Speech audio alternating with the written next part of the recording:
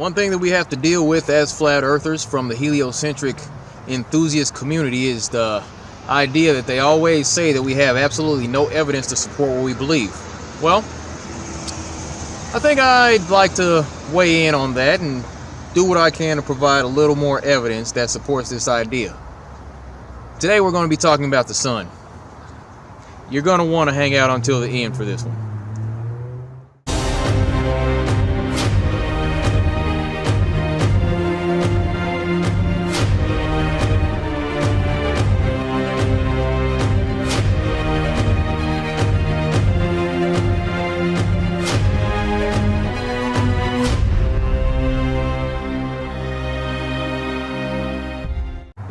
Now, what we're told according to the heliocentric model is that the sun is 93 million miles away. We're going to start off by talking about the distance. We'll talk about the size in a little bit.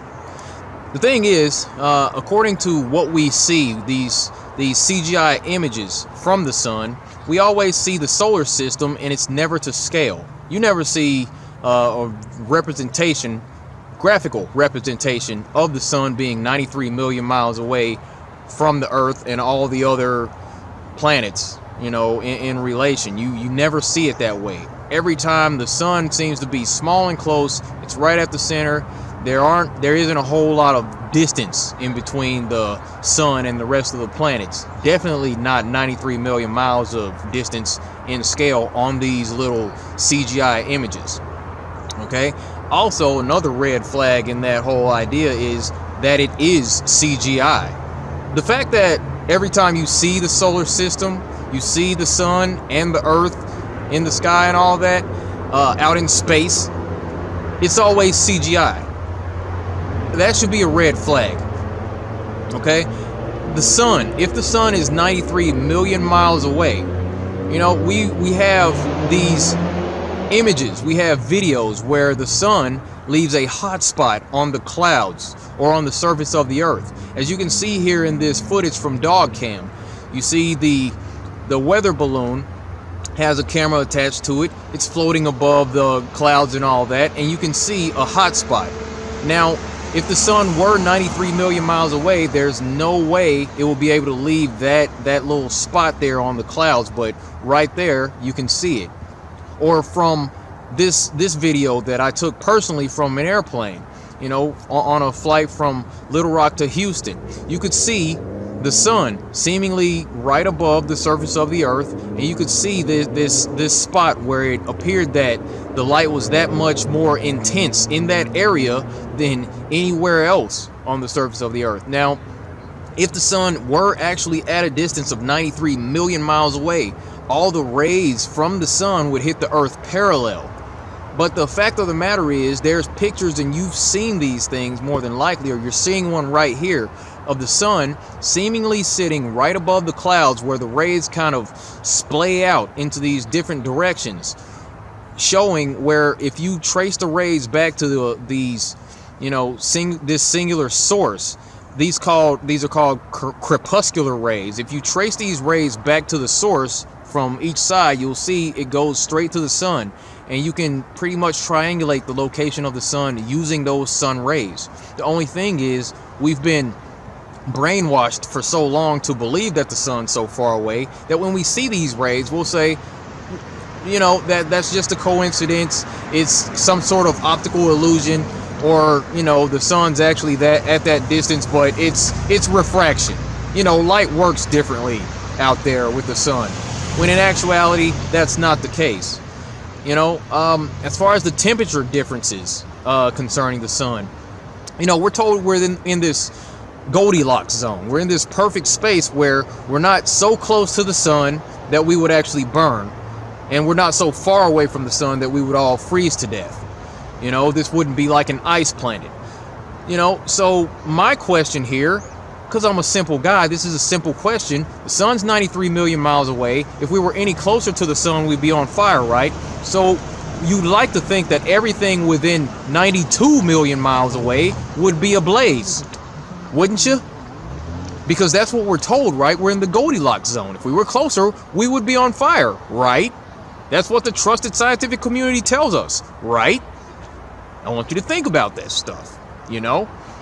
Also, concerning the sun at that distance, realize this, try to acknowledge this fact that every time you see the sun out in space, you always see this big orange ball, and you see these solar flares, just kind of jumping off the surface, and it's all looks like hot lava.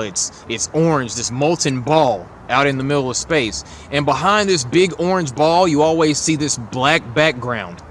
The background is always jet black.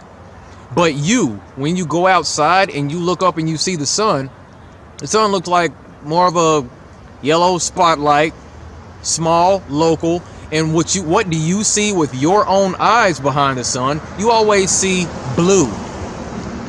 When you go outside and you look up at the sun, you see a blue background. So why is it that here on Earth, you look up and you see the sun, and the sun always has a blue background, but when you see these official images from the trusted scientific community and the good folks over at NASA who are raking in that $52 million a day, you see the sun and it's always a black background. Why does that happen? Why does it look that way?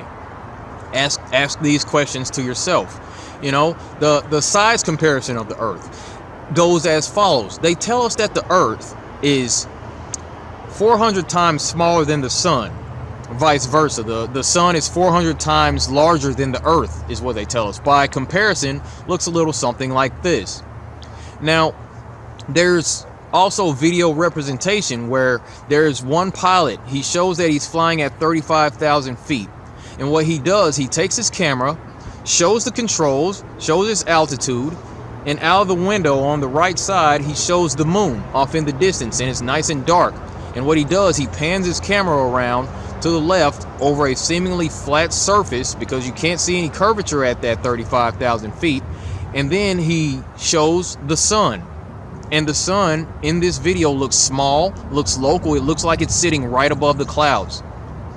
But there's also another video from a pilot where he shows the controls at 38,000 feet. What does he do? He gives a big thumbs up, smiles at the camera, and it cuts to another clip from that same cockpit, and the camera shows the clouds out of the right side of the window, I believe it was. And over these clouds, inside these clouds, you see this large orange bright object.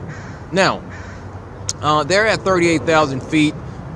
You can see that it would appear that the sun is not up in the sky, but perhaps that, from this evidence, it looks like the sun is in the clouds when he's flying that airplane in that particular video. There's more evidence for a close, small, local sun. There was a guy on the beach where he talked you through his video, and he said, I knew that this was going to be a good day to get a good video of the sun with clouds behind it on the beach. So he took his P900 and he zoomed in on the sun, and you could see clouds behind the sun, signifying that the sun is not 93 million miles away or 400 times the size of the Earth. And if you actually just trust your senses, if you can hop on YouTube, or you can take a look at this video and find additional videos, you're going to find that there are time lapses that people have taken of the sun moving across the sky. And while the sun's moving across the sky, you'll notice that the Earth seems to be stationary. Like, the Earth isn't moving, the buildings that you see aren't moving. You see the sun drifting across the sky. So what does that tell you? We're told that the Earth is rotating around the sun, yet we feel no movement. We don't see any motion. We don't feel any motion out here. But we feel stillness when we go outside. And in the time lapse, you see the sun moving across the sky, just like that. So what does that tell you? I believe that tells you to trust your senses. And what does your senses tell you? Your senses tell you that the sun is the thing that's moving and that the Earth is flat and stationary. But let's go on. Now, I was thinking to myself the other day, concerning the sun, that in our graphical images, say Google Earth, things like that, we're shown the Earth and the sun is off in the distance and it lights up half of the globe, right? I mean, we can agree on the fact that the sun lights up exactly half of the globe because that's what we're told by the heliocentric enthusiasts and the trusted scientific community. At any given time, the sun is lighting up half of the globe. Correct? Okay. So, knowing that, I thought to myself, there should be absolutely no way that you would be able to see the sun in, say, I don't know, the UK and Australia at the same time. Now I'm in Tacoma, so I can't really, do any sort of visual footage like that by myself. And I thought to myself, you shouldn't be able to see the sun from those two locations at the same time because at some point the sun's going to be behind the curvature of the earth, right? So I thought to myself, you've made a few friends over the last couple of months. Last 4 or 5 months or so. I've made some friends across this flat plain. So I thought to myself, I know a guy in the UK, my buddy Matt, and I know a guy in Australia, my buddy Luke. So I decided to give him a call. And let me tell you a little story. Actually, I won't tell you about it. I'll just show you what happened. And here we go. Hey Matt, how's it going? Yeah, good. Fantastic. All right. Just doing a time check. About what time is it where you are? 21:03, so 3 minutes past 9. 3 minutes past 9. Here, what's your location, sir? Halifax, West Yorkshire, I think. In Bradford. 1 sec. I'm in Bradford, West Yorkshire. There you go, and there's proof. Bradford. Keighley, Brighouse, Bradford. Fantastic. All right. Let me see. About 9:03, Bradford, Yorkshire. Let me see. Here, where's the sun? Right about then. Where it is now, Daryl, mate? It is just in the distance. It's just over the hill. You can see it just about in the distance there. All right. That's you awesome. See it. Beautiful sunset. So it's just about over the hill, but you make out the rays about still. Yep. And behind me, you've got darkness. That's awesome. Here, I'm in Tacoma, Washington right now. Check it. I got the Tacoma Dome back behind me in the distance. And then you can see the Tacoma skyline back here over the city. So that's where I'm at, and we're looking at the same sun. That's fantastic. All right. Well, I appreciate you participating in this project. And no worries. Hey, that's fine. Thank you, sir. You have a fantastic night. I'll see you soon. See you, mate. Stay fly.